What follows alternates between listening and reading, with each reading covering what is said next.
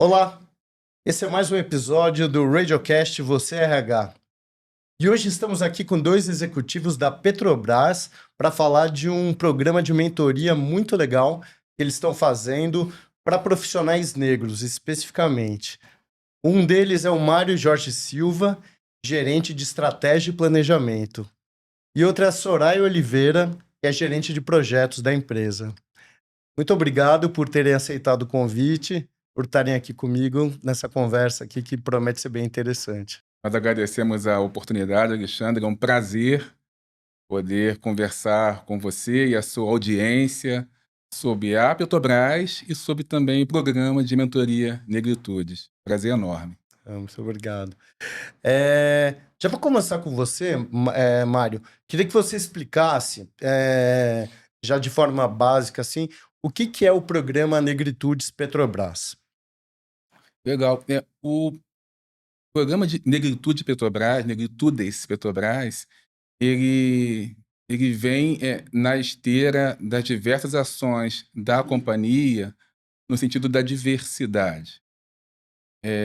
Petrobras, ela tem muita consciência de que ela será bem sucedida no futuro, baseada em dois pilares. O primeiro e o principal deles é liderar a transição energética justa. Somos uma companhia que conhecemos a nossa relevância na oferta energética ao país. 31% da energia que o país consome é a Petrobras que fornece. E para isso, nós precisaremos de toda a força de trabalho. Num país onde nós temos 52% da população negra, na companhia 32%, nós temos essa consciência que todos devem estar prontos e preparados para ajudar a companhia a liderar essa transição. Esse programa é específico para os colegas negros da Petrobras.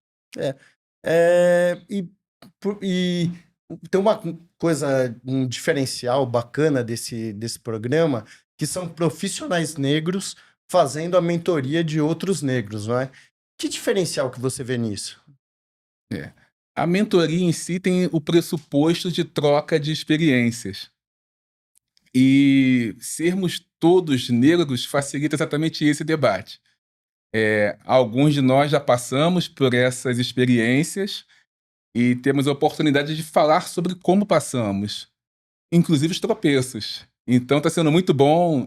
Hoje eu tenho 23 anos de companhia, então encontrar colegas com 10, 5, 12 anos e mostrar é possível, é importante, mas principalmente a companhia precisa de vocês. Por isso estamos aqui para ajudá-los. Que legal. Você está falando com profissionais que nasceram quando você entrou na Petrobras. Você falou 23 anos, né? Pois é, olha, sabe que a Petrobras ela tem um desafio geracional hoje. 70% dos nossos funcionários têm mais do que 40 anos. 70%? 70%. Olha, caramba. Abaixo de 30 anos, só 5%. Então, qualquer tema de diversidade também é desafiador, porque é uma turma que foi criada num outro ambiente. Hoje, a gente fala aqui naturalmente sobre diversidade, mas nós não crescemos assim. Eu cresci ouvindo piadas sobre negros e eu tinha que rir também. Ouvindo piadas homofóbicas e tendo que rir também. Ouvindo piadinhas sobre loiras e mulheres e tendo que rir também. É essa geração que hoje tem essa consciência, um pouco de culpa, mas essa consciência de que esse passado não vai se repetir. Não pode. Não pode, não há espaço para isso. E o que a gente faz? Toma consciência e se capacita. Ah, que legal. Só para complementar aqui, vocês começaram com um programa de mentoria feminina, né? E esse programa Negritudes, ele começou no ano passado, não é isso? Ele foi lançado no final do ano passado, Isso. mas mentoria feminina há 4 anos, pelo menos, a Saraya pode falar um pouco mais. ele já vem acontecendo e ele surge de uma outra dor. Se na Petrobras 32% dos empregados são pessoas negras, quando a gente fala de mulheres, é mais preocupante. Uhum. Só 17% É? dos funcionários da Petrobras são mulheres. Então era um clamor, uma dor, uma oportunidade jogada fora, que era não ter essas mulheres na liderança. Mulheres que hoje nos inspiram, como a Soraya, mulheres que abrem espaço e atraem mais mulheres para a Petrobras e para os cargos de liderança. E logo vamos ter aí um programa de mentoria relacionado a pessoas de diversas idades, então, pelo que você está falando. Etarismo é um tema, PCD é um tema, toda a questão da comunidade LGBTQIA+, é um tema. Então, nós temos trabalhado com todas as frentes. E sabe o que é mais legal, Alexandre? Quando todo mundo se junta. Não é mais uma briga solitária. Estou eu aqui, como homem negro, lutando pelas questões de raça, e a Soraya lutando lá na outra frente sobre questões de gênero. E uma outra... Não. Estamos todos juntos lutando pela companhia. Um ambiente onde as pessoas são respeitadas, acolhidas, do jeito que elas são. Olha a energia que a gente gasta quando tem que performar, né? Colocar uma farda de um outro ser para ali trabalhar. Olha a produtividade que é perdida, olha a energia que é gasta. Quando a gente tem um ambiente onde todos podem ser quem realmente são, quem ganha é a companhia.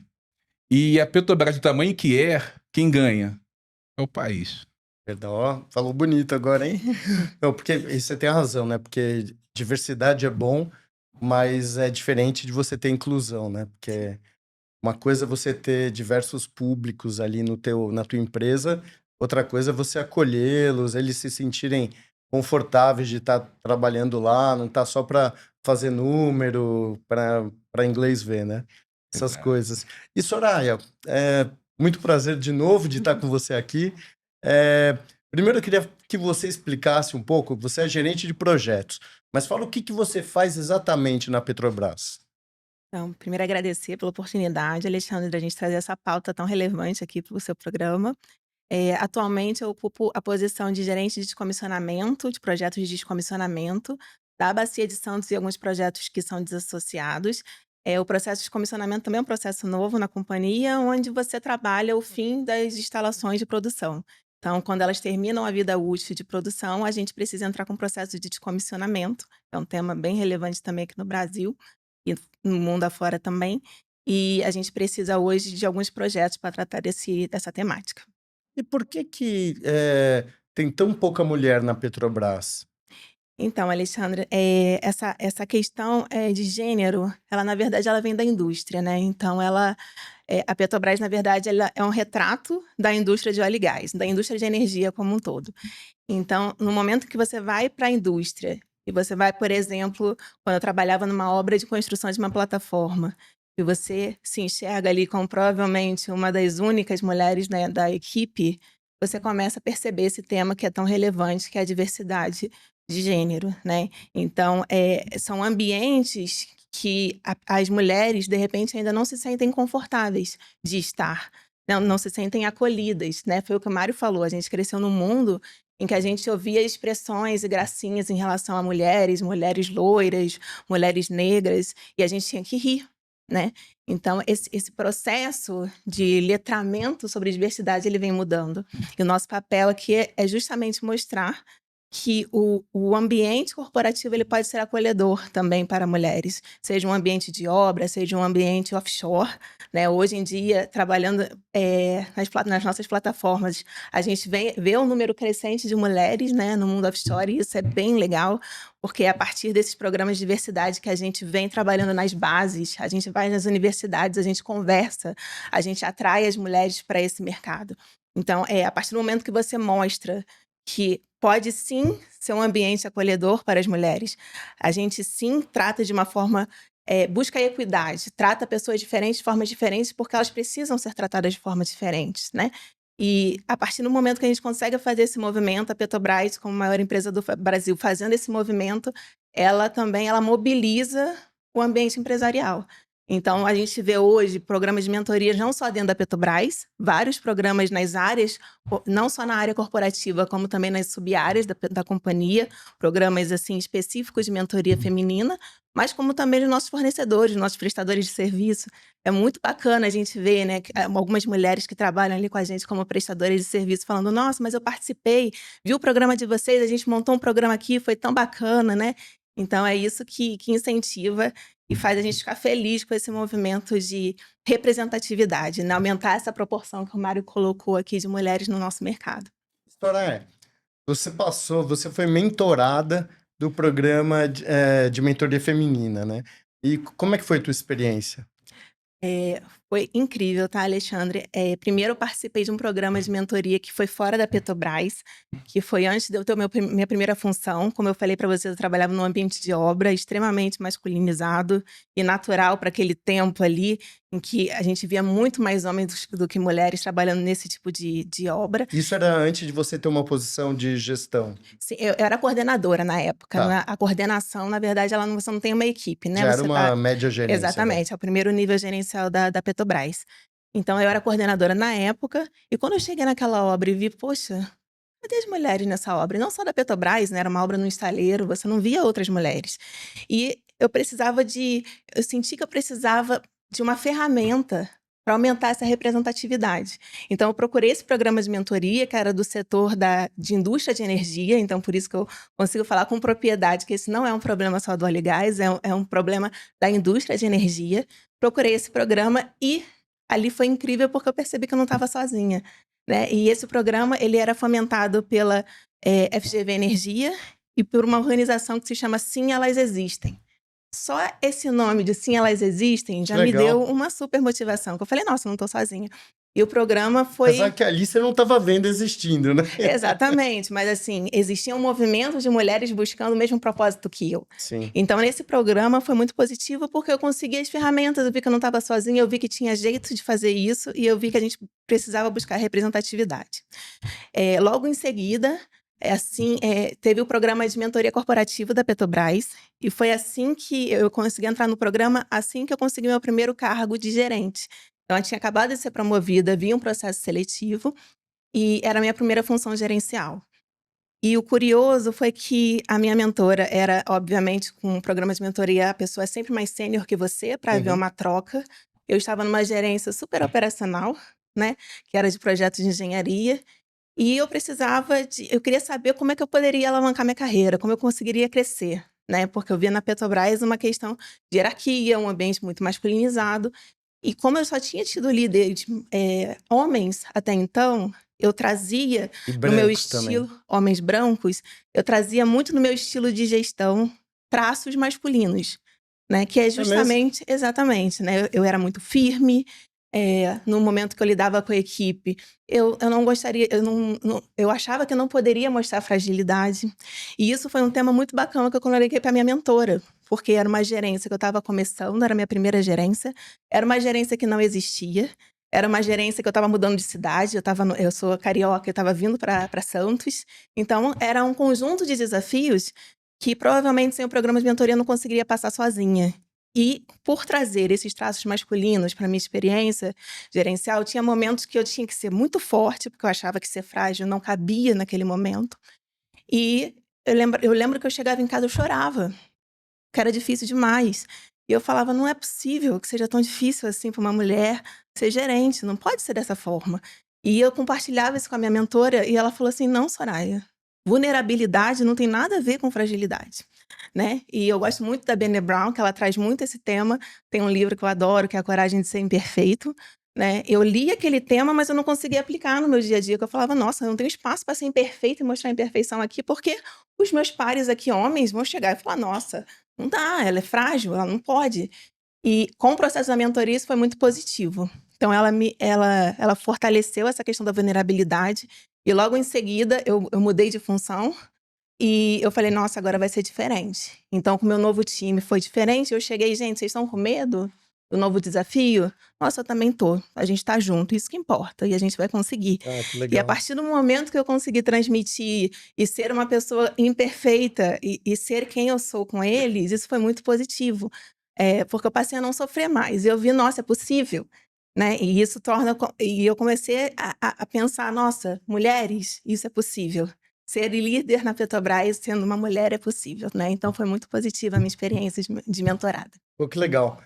E isso me traz uma reflexão que no ano passado a gente soltou uma matéria de capa da Você RH sobre a humildade na liderança, que é exatamente assim, diferenciando, Mário, o líder que é humilde do líder que é fraco, não é você mostrar que você tem seus erros, suas dúvidas, suas vulnerabilidades, não quer dizer que você não é um sinal de fraqueza, né? Exato.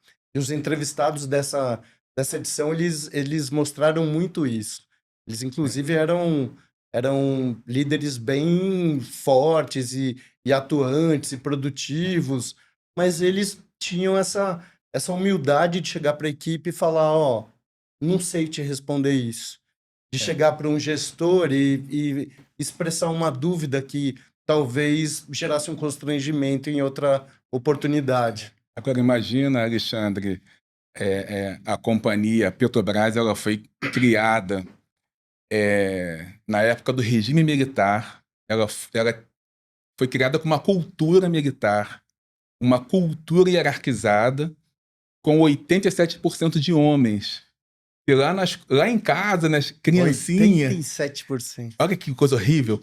Imagina esses homens na infância. Homem não chora. Engole esse choro. E aí vai para a escola, tem que ser o melhor. Quando esse ser chega na corporação, ele se sente super-herói. Infalível. E não é. Sofre ele e sofre o time. Então, a revolução de ter as mulheres na liderança, mulheres que pensam como mulheres. Porque se é para vir e agir como nós, homens, não precisa, ficamos nós. Então hoje... Ficamos nós fazendo besteira, né? Esse é o desafio. Eu tenho uma experiência muito legal que eu pude testemunhar. Imagine uma plataforma, então é uma indústria em cima de um navio no meio do mar, 200 quilômetros da costa. Tudo que chega lá, ou é de helicóptero, as pessoas, ou são as embarcações. E lá ficam 150 pessoas confinadas por 14 dias. E até o alimento chega por embarcação. E tradicionalmente, a gente chama de rancho. O rancho chega, temos homens fortes que, historicamente, que vão lá, pegam os alimentos e colocam na cozinha. Esse ambiente só tem 6% de mulheres. Eu falei 17%, a Petrobras. Nesse ambiente offshore, como a gente chama, 6%. Por acaso, uma super competente gerente de plataforma, a Sabrina, junto com o time, vulnerável, time, vamos encontrar uma solução para isso. E aí o time pensou e criou uma forma de transportar os alimentos com esteira, como temos nos aeroportos. Ah, que legal. Ok? Fantástico, né? E eu aqui, né, um bobão, né, elogiando a iniciativa, fazendo um discurso, e disse assim, e agora até mulheres poderão trabalhar nisso. Puxão de orelha, Mário. Se arrependeu no mesmo na momento. hora, porque... Mário, e os homens que são fracos? Que não têm força física né? e que não podiam estar lá. E eu ouço sempre isso delas. Quando você tem alguém diferente sentado, novas soluções virão. Porque pensam diferente. Então a gente busca a mulher, a pessoa negra, o PCD, o neurodivergente, para estar ali junto com a gente, buscando novas soluções que todos enxergam perspectivas distintas. E nesse cenário eu me coloco como privilegiado. Porque a Petrobras, sim, é uma cultura de homens brancos, engenheiros, há 70 anos. Eu, como engenheiro e como homem, eu não posso negar que eu tenho privilégios, que eu tenho voz e tenho colocado essa voz a serviço da diversidade, a serviço do futuro da companhia. Que você, como um engenheiro, né, que costuma ser um mestre das hard skills, e que talvez você seja também, você também desenvolveu habilidades comportamentais, né? A ponto de você estar aí capitaneando aí ou participando ativamente de projetos de mentoria, né? É. Agora, eu até citei essa matéria de capa da humildade na liderança, porque a gente tem um conflito aí um pouco, né? Porque estamos estimulando um pouco os homens a mostrar que sua vulnerabilidade, mostrar suas dúvidas, expor seus erros, mas quando se trata de uma mulher, e ainda mais uma mulher negra, como aqui a Soraya, dependendo do ambiente corporativo, tem, tem muita gente que fica ali procurando a fraqueza dela, né? Então, para expor e para dizer, tá vendo? Ela não serve, né? E aí fica mais complicado você ter essa liberdade para expor essa vulnerabilidade. Não é isso, Soraya? É isso sim, Alexandre. Então, acredito que as mulheres negras, por conta dessa interseção de aspectos, né, uma mulher e uma negra, ela acaba passando por alguns desafios que pessoas negras no geral sofrem. Então, expressões racistas no nosso dia a dia. Eu passei por uma situação que me doeu muito. Durante a pandemia, por exemplo, eu alisava o cabelo a minha vida inteira, né? Porque eu acreditava que isso me fazia pertencer mais à sociedade, eu ter o cabelo liso ao invés de ter um cabelo cacheado. Então, durante a pandemia, eu fiz o processo de transição capilar, que a gente chama, que é deixar o seu cabelo natural e cacheado. E na época, durante um processo de feedback, o meu gestor comentou assim: Nossa, mas tem alguma coisa na sua imagem que não passa tanta seriedade. E eu perguntando para ele, estávamos na pandemia, videoconferência, né, só a Aham. telinha do computador, mas como é que é a forma que eu falo, é a forma que eu me coloco, alguma questão? E ele não sabia explicar, ele, não, é a imagem. E aquilo ali, né, aquela questão, né, Mário? A gente vai aprendendo a ser negro ao longo da nossa vida. A gente não se percebe negro desde o início. E Né? eu não me toquei que aquilo poderia ser uma questão racial. Procurei uma consultora de imagem na época e perguntei assim: "Não, eu queria trabalhar a imagem, porque não é possível, eu tô recebendo esse feedback, o que que aconteceu? É a cor, é a paleta de cores que não tá ornamentando aqui?" Será que eu preciso de um media training? Exatamente, um media training, o que que tá acontecendo? Ela falou assim: "Soraya, como é que você costuma usar o seu cabelo durante as reuniões?" Aí eu falei: "Olha, eu tô num processo de transição, então ele tá um pouco, às vezes eu uso ele solto, às vezes ele não tá tão arrumadinho." E ela falou assim: "Nossa, Soraya, desculpa te dar essa notícia, mas no ambiente corporativo é tão comum as pessoas de cabelo crespo e cacheado me dar esse tipo de retorno que o gestor falou que não está passando seriedade por conta dos cabelos." Isso me doeu tanto, Alexandre, porque a Petrobras era uma empresa que eu sempre sonhei em trabalhar, né? Eu fiz diversos concursos para chegar na Petrobras. E dói muito a gente saber que a gente está trabalhando na empresa que eu sempre sonhei em trabalhar e eu não posso ser como eu sou. Eu quero usar meus cabelos cacheados. Então, eu acredito que quando você traz isso para a pauta, quando você traz a questão de gênero, quando a gente traz a questão de raça para a pauta, a gente acaba promovendo um letramento em camadas. Aham. Então, hoje em dia, se você passar nos corredores da Petrobras e falar sobre mulheres no ambiente offshore, mulheres em alguns espaços de poder, isso é tão comum, já está no nosso sangue, basicamente, que a Petrobras ela perpetua muito seus valores. Então, hoje, a questão da diversidade de gênero na Petrobras ela é inquestionável, não tem discriminação, você não escuta mais esse tipo de coisa em relação a gênero. E hoje a gente está colocando na pauta a questão da raça. Então, como toda empresa sendo um retrato da nossa sociedade brasileira, que é racista, e aquele racismo que não é explícito, que é o racismo que mais dói, é o racismo que quando a pessoa fala para mim que a minha imagem não passa seriedade, Esse de fazer um comentário sobre eu seu não sei cabelo ser crespo. exatamente, eu não sei, ele não falou do meu cabelo. Então é um racismo velado. Eu não sei se ele estava falando exatamente do meu cabelo ou se ele estava falando de uma outra coisa, eu nunca vou saber, né? Então, se a gente não colocar esses temas na mesa, se a gente não colocar essa pauta para a gente discutir na nossa pauta de diversidade, não fazer o letramento em camadas, a gente não vai mudar esse panorama. Não, e é de uma irracionalidade, né? É, por que um cabelo crespo pode ser pior para a imagem, passa menos seriedade do que um cabelo liso? Qual a É. diferença? Onde que está escrito em pedra que tem uma diferença, né? E talvez se fosse uma loira de cabelo cacheado, ninguém comentasse, né? Exato, não incomodaria tanto. É um Mas absurdo. essa clareza é muito recente, Alexandre. Ah, sim. 5 anos, 10 anos. É. De novo, nós somos do tempo em que os anúncios de emprego Sim. pediam boa aparência. E eu te garanto que não era um cabelo black. É. Que isso ainda está estruturalmente enraizado na Uhum. sociedade. A gente fala de negritude, mas a Soraya, que é uma pessoa negra percebida como parda, enfrenta desafios diferentes de uma outra mulher que seja negra retinta. É mesmo, né? Eu, como homem retinto, enfrento desafios diferentes da minha esposa, que é mulher e não é retinta. Então, são muitos recortes em que, ao longo de toda a história do país, as pessoas escravizadas foram colocadas em posições que a elas cabia estar ali. E a gente hoje tem tomado consciência e enfrentado questões que, de novo, são históricas. A mentoria é só o aspecto de capacitação Uhum. daquele potencial gestor, daquele potencial líder, é o declarar e preparar. Precisamos de você como liderança. Mas o programa de diversidade, ele precisa atacar e vem atacando outras frentes, o letramento. Então, essa tomada de consciência de todos. O aspecto de combate à discriminação.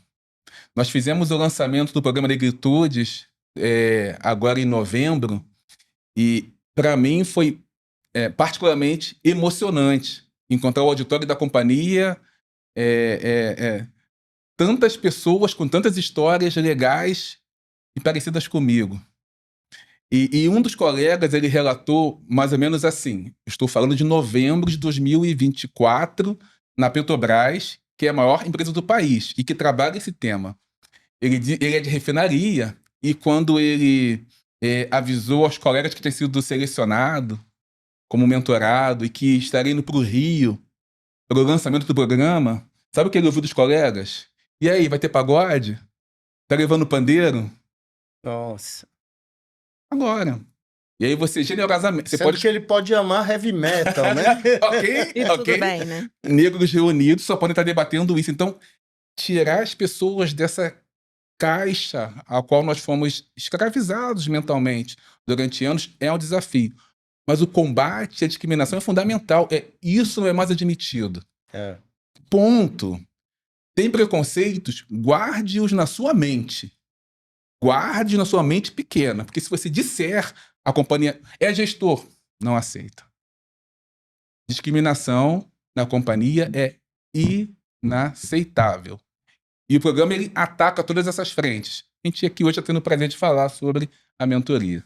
Ah, que legal.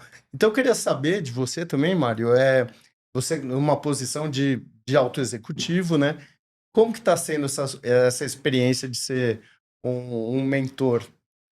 Cara, sensacional. Eu diria que depois de mais de 20 anos, eu me encontro novamente em um propósito novo na Petrobras, porque isso para mim nunca foi um tema. Eu sempre ouvi assim, não, Mário, você é competente, ponto. Uhum. Eu não percebia que eu era exceção à regra. Ou a cultura não me permitia debater isso. Óbvio, alguém acreditou em mim. Uma pessoa branca que fazia parte da gestão olhou e acreditou em mim. Mas esse tema só veio com maior clareza, eu diria, Alexandre, que há 3 anos atrás. Quando eu atuava lá na Bacia de Santos, na parte de produção, éramos colegas lá, junto com a Soraya, e em um evento no Rio de Janeiro, um workshop onde reunimos as mulheres, e era lá o foco era a mentoria feminina. E nós recebemos as mulheres das operações da companhia. Muitos trabalham offshore. E aí eu vi numa sala com 30 pessoas, de novo, mulheres que pareciam com a Juliana, que é minha irmã, com a Cássia, que é minha esposa, com a Cíntia, que é minha prima. Na Petrobras eu nunca tinha encontrado essas pessoas e eu ouvi as dores que elas passavam por serem mulheres negras da frente operacional. E naquele dia, depois de toda uma carreira voltado ao planejamento, à estratégia, gestão de riscos, desempenho, controladoria. Eu me prometi que nada disso fazia sentido ser a maior companhia do país se eu tinha no ambiente de trabalho que ouvir aquela situação. A partir daquele dia, Alexandre, me tornei o homem da diversidade. Conte comigo para qualquer luta. E você, e que dores que você ouvia mais, assim? Quais eram as mais comuns? É muito interessante. Relacionadas ao tema da negritude, do projeto, do programa Negritudes. Sabe uma mulher negra ouvir assim, lá na frente offshore, você aguenta esse trabalho porque você é forte? Isso remete a que época da economia do Nossa. país? Será que diriam isso pra uma jovem, magra, Uhum. mulher? Não, mas se você é mulher negra, você aguenta pegar pesado. né? Escravidão, né? Nossa, isso deve doer demais, né? Porque é o que você é, né?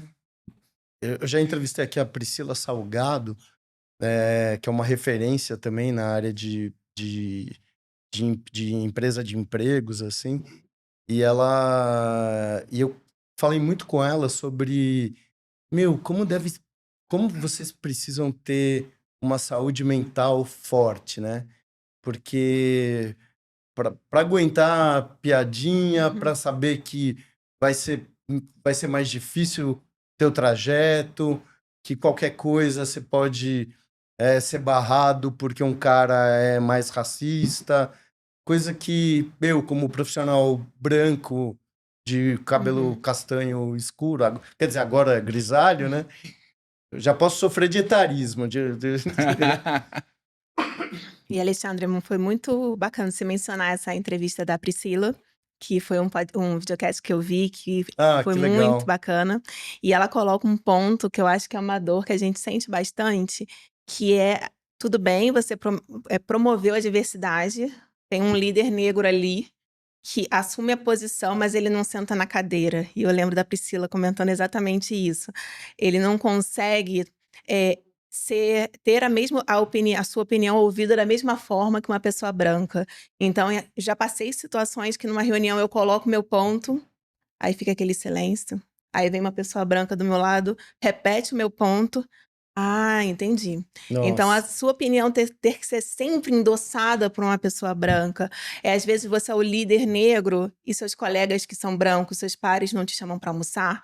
Então, isso é muito solitário às Nossa. vezes, né? Você tá num processo ainda em que os negros estão ocupando os lugares, né? Como o Mário falou, que antigamente os negros tinham lugares demarcados para serem ocupados. Quando a gente começa a conquistar os espaços de pessoas brancas, se a gente não normalizar isso, a gente vai sofrer. E esse processo nosso, ele é doloroso, ele é longo. Então, como o Mário citou a família dele, né? Então, a gente precisa, já que a gente não tem muitas referências no mundo corporativo de lideranças negras ainda não, a gente precisa, às vezes, buscar força na nossa família. Então, eu tive o privilégio de ter uma mãe negra muito batalhadora que cresceu numa família muito pobre, mas conseguiu ter um nível superior e mestrado. O meu irmão, a mesma coisa, a gente estudava em colégio público, hoje tem seu doutorado e é juiz federal. Então, a gente busca inspirações para a gente conseguir manter a nossa saúde mental. E, ao mesmo tempo, quando a gente olha como gestor, a gente olha para as bases, a gente olha para o profissional negro, jovem, que está entrando na companhia, e quando a gente passa por esse tipo de desafio, a gente pensa, não posso desistir, porque eu não estou sozinha nessa batalha. Olha o pessoal que está entrando, contando comigo, contando que eu chegue numa posição de liderança. Então, se eu desistir, é como se eu estivesse matando o sonho de muita gente, né? Então, essa batalha e essas dores a gente passa e a gente precisa aprender a conviver com essas dores, porque é uma batalha que a gente não está sozinho, é uma história de vida, é a nossa cultura, né? A gente está Que vai além do representando as profissional, pessoas né, negras, Soraya? exatamente. Que vai assim de... Se você namora um rapaz branco, um dia ele vai apresentar para a família, alguém da família vai fazer uma careta, né? Exato. Nossa, eu não imagino a força psicológica que é necessária para lidar com isso, assim, porque eu acho que eu, sei lá, desabaria, assim. E me diz uma coisa, você é uma das exceções, né? Porque você está cada vez mais subindo e está aí num posto agora de mentora, né? De um programa de um programa de feminino, né? Na empresa. Como que está sendo essa experiência para você? E queria saber também de que dores que você ouve dessas mulheres. Porque ali não especificamente são mulheres negras, né? Uhum. São mulheres de qualquer cor de pele, né? Sim. Então, para mim, assim, ser convidada a ser mentora, tendo participado do programa como mentoranda, para mim, ela é uma experiência muito gratificante, né? No primeiro ponto, é uma satisfação pessoal muito grande você conseguir fazer com que ajudar essas pessoas, colaborar no desenvolvimento delas para a gente conseguir atingir objetivos em comum. Para o programa de mentoria de negritude especificamente, quando eu fui convidada, eu fiquei muito emocionada, né? Porque além de você estar no programa de mentoria, é um programa para pessoas negras. Em relação à mentoria feminina, eu vejo muitas dores, assim, em relação a como a gente consegue conjugar carreira com a nossa vida pessoal. Então, são muitas dores, às vezes, que num processo seletivo, mas você já casou? Tá pensando em engravidar? Aquelas perguntas de sempre, né? Que a gente não consegue parar de escutar, né? Mas você tem filho? Quem é que cuida dos seus filhos? Quando às vezes você tem que mudar de cidade num processo seletivo interno da empresa, você tem que ir de uma cidade para outra. Mas aí como é que fica, hein? Seu marido tá de acordo? Será que um homem escuta isso? Sua mulher tá de acordo quando ela é selecionada? Então, são algumas dores que, infelizmente, a gente ainda enfrenta. E a única coisa que eu torço é que a minha mentorada não passe pelas mesmas coisas que eu passei. Que os obstáculos, pelo menos, sejam diferentes, né? Que os desafios sejam outros. Que a organização ela já esteja letrada para algumas questões que elas não se repitam com a minha mentorada. Então, é muito prazeroso poder fazer esse desenvolvimento junto com ela. Legal você ter mencionado isso. A gente já gravou aqui no videocast, no Radiocast da Você RH, profissionais da consultoria Filhos no Currículo, que é uma consultoria dedicada justamente a conciliar a parentalidade com o trabalho, né? De falar assim, não tem de ser... a gente até fez uma matéria de capa sobre isso na revista. Não tem de ser filhos ou carreira. Tem que ser filhos e carreira, né? E aí vem uma reflexão muito legal que eu achei delas, que assim, não é só explicar que as mulheres precisam ter esses espaços, é dar o espaço de folga, de licença paternidade para o homem também. Porque se ele puder ficar mais tempo em casa, quando o filho nascer, cuidando do filho, criando inclusive um vínculo emocional com o filho, a mulher pode voltar antes para o trabalho. Eles podem combinar isso.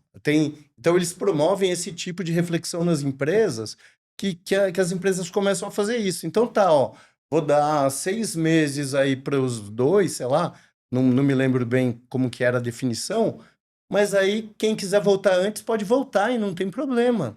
E aí eles que decidiam, sabe?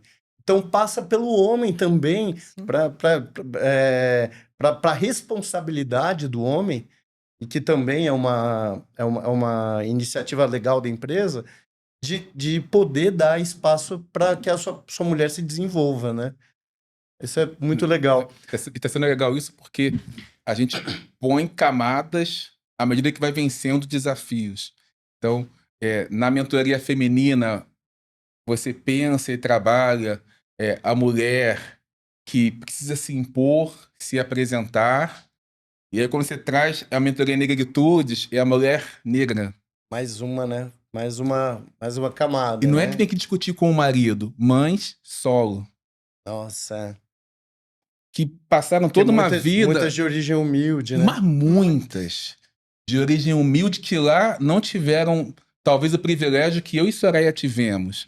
Eu tive mãe professora, ela teve uma mãe mestre, tem inspirações dentro de casa, então ela tem um irmão juiz, eu tenho uma irmã que é PhD, que é diretora de comunicação.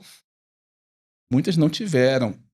Lutaram lá desde o ensino médio, ouvindo assim dos pais. Menina, você precisa trabalhar. E elas vão lá com bolsa, chegam ao nível superior, com bolsa, até hoje moram distante do trabalho, precisam vencer isso tudo. Frequentemente é a primeira mulher da família a chegar numa formação acadêmica, né? Aí depois disso tudo, chega na Petrobras e encontra preconceito. Não pode. Não, aqui não. Não será. Que E bom. a gente tá muito atento a esses recortes, que é onde a pessoa negra pode estar na companhia, onde ela quiser, Que onde ela legal. planejar. Eu tenho um colega nosso chamado Aloísio. O Aloísio hoje ele é gestor na área de responsabilidade social. Mas quando eu conheci o Aloísio pelo LinkedIn. Que legal. Estava lá passeando no LinkedIn e vi um pesquisador, um cientista do centro de pesquisas, um PhD negro na Petrobras. Eu nunca tinha visto isso na minha vida. Falei, caramba, eu quero ser amigo do Aloísio. Amigo no LinkedIn, que a gente nem sabia, né? Vai ser amigo. Foi lá e pedi conexão e ele, mas Mário Jorge, você é uma inspiração para mim. Quando eu cheguei na companhia, você era executivo da área tal, e se conectou. E ao longo dessas conversas que a gente teve, ele disse que em algum momento sugeriram ele assim, Aloísio, por que você não vai para a operacional? Você é tão bom. Eu falei assim, Aloísio, lá na área operacional você é muito bom.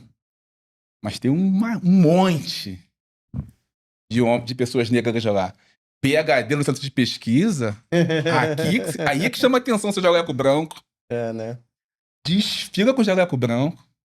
Então, quando a gente vai achar que tá bom, é quando encontramos pessoas negras na área de comunicação da companhia, na área de relação com investidores, na área de exploração, que demanda super formação. Porque nas outras áreas é liderança, mas ainda percebemos na companhia a falta de presença. E esse programa nos permitirá alavancar presença de pessoas negras em posições em que hoje nossos vieses inconscientes não consideram. Imagina quando chegar no estágio das mulheres trans, né? E aí, nossa, o bicho pega, Que sequer né? se declaram ainda. Porque a mulher é negra, e a pessoa que se declara mulher, trans, não, porque isso pode prejudicar a minha carreira. Estamos combatendo isso também. É o grupo mais marginalizado aí dentro do ambiente corporativo. Ainda tem né? muitos desafios. A gente está trabalhando muito. Mas, Mário, uma coisa que eu queria saber de você. Esse trabalho, essas mentorias, tanto a feminina quanto a de negritudes, eu acho que elas precisam contar com o apoio da alta liderança, né? Como que isso se dá na Petrobras e como que é teu relacionamento com o RH? Ele faz um meio de campo aí com a liderança? Como que ele trabalha essas mentorias? Qual que é o envolvimento? O RH é o elemento central. É o RH que nos traz as ferramentas. Nós temos hoje na companhia uma gerência voltada para o tema diversidade, que conversa com cultura, que come a estratégia no café da manhã. Então, eu preciso do RH mais do que o RH precisa de mim. Então, a gente debate aqui, debate futuro, a gente debate como a companhia se posiciona nos futuros possíveis, e junto disso vem RH, preparando as pessoas que farão a companhia nesse futuro. Então, o RH é parceiro de primeira hora. Lilian, um beijo para você. É a nossa executiva de RH. E você, Soraya, você também tem um relacionamento intenso, assim, ó, bacana com o RH? Temos sim, Alexandre. Então, além do RH fazer o papel ali de fomentar esse tipo de iniciativas de diversidade, né, e outras iniciativas, ele também faz, como eu sou numa área mais operacional, ele também é responsável por fazer o desdobramento dessas iniciativas, desses letramentos, com as áreas. Então, nosso contato com o RH, principalmente nessas frentes de diversidade, ele é bastante intenso. Então, a gente na Petrobras tem uma cultura de sempre começar reuniões, por exemplo, com momentos de integridade, momento de diversidade, um momento de segurança. Então, todas as reuniões a gente começa com 5 minutos ali de reflexão, trazendo algum tema em relação a essas disciplinas. Então, Como é isso? Desculpa, como isso se dá na prática? você pode trazer um momento de algum cuidado que a pessoa teve a bordo para evitar que tenha um acidente, ou um momento de valor, alguém criou uma ferramenta que traga algum benefício para a companhia, para o seu processo, ou momentos de integridade, onde a gente fala esse tipo de iniciativa, traz algum tema. Olha só, por exemplo, né, a gente passou pelo mês Consciência Negra, então a gente colocou ali alguns momentos de segurança e de letramento. Fala assim, você sabe que isso é uma expressão racista? Você sabe que você fazer isso não é adequado? Então, a gente traz pequenas pílulas nesses momentos, em todas as nossas reuniões. Então, o RH ele é muito presente, principalmente nesses momentos, nos letramentos, nas palestras, para conseguir difundir e que essas iniciativas não fiquem só no programa de mentoria, né? Você precisa difundir em toda a companhia, que é gigante, toda essa questão de diversidade, todos esses valores e essa cultura. Pô, que legal. Parabéns mesmo para a Petrobras por essa iniciativa maravilhosa, que dê muitos frutos, que evolua. E eu agradeço a vocês também pela presença aqui. Foram depoimentos muito, muito legais, que trouxeram muita informação e emoção também. Obrigado. E eu agradeço a você que nos acompanhou até aqui, essa entrevista com esses dois executivos da Petrobras, Mário Jorge Silva, Soraya Oliveira. E eu queria que vocês também vissem as nossas outras entrevistas nos canais da Você RH, tanto no Spotify quanto no YouTube. Obrigado.